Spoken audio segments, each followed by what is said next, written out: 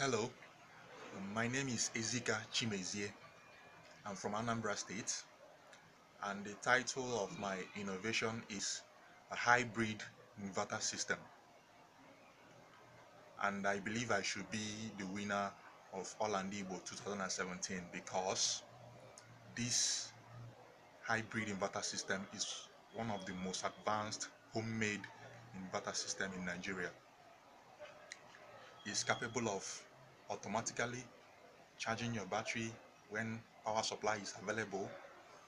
Is capable of automatically transmitting power from your battery to your load without the user knowing. Is capable of also solar application depending on what the user needs it for.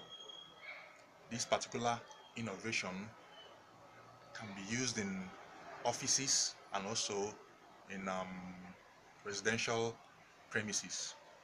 I've been testing it for quite a while now, and it's very efficient and stable.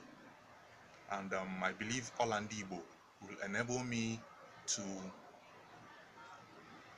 get this particular innovation to the next level because it can actually solve our power challenges in Nigeria.